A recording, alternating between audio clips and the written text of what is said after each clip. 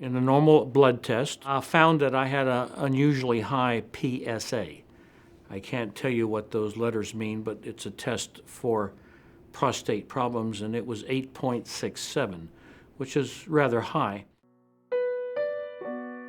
My urologist felt it was important to do some biopsies to see if we could find out why.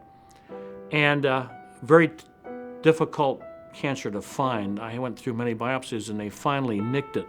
It's the only term I can find. And it was a rather small one, about the size of my fingernail, but very aggressive. At which time they sent me over here to the cancer center in Montgomery, and I met my physician, Dr. Franklin. Colonel Fowler had been a fighter pilot and was a POW in Vietnam for multiple years.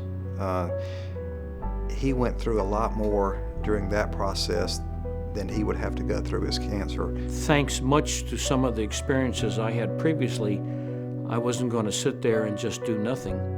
You have to act aggressively. So I decided to give it a fight.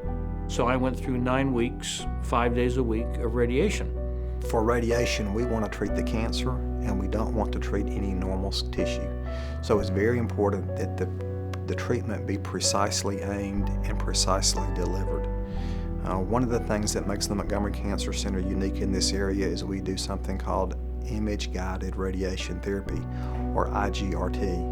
And what that involves is actually taking a picture of the cancer inside the patient before the treatment is delivered. The equipment is then able to make sub-millimeter adjustments so that we are very precise in what we treat. That's very important in prostate cancer because there are things there that don't like radiation that are very close. What I try to do is to put patients at ease and help them to realize that radiation only affects the part of the body that we give it to. It doesn't cause any side effects any place else. It's just the place that we treat. The technology has significantly decreased the side effects that you get. I've heard nothing but the best things about this center, and I can personally attest thereto.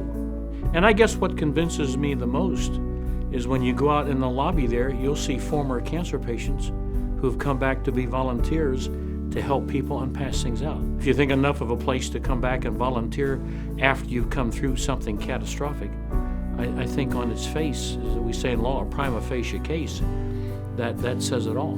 Today I sit here with a PSA of 0.1, which once upon a time was 8.67. Dr. Franklin says I'm cured. You know, the man saved my life. What can I say? I think the best thing that I do here is just treating patients. It's what I do every single day. It's meeting patients who have been diagnosed with cancer, helping them through a difficult time of their life.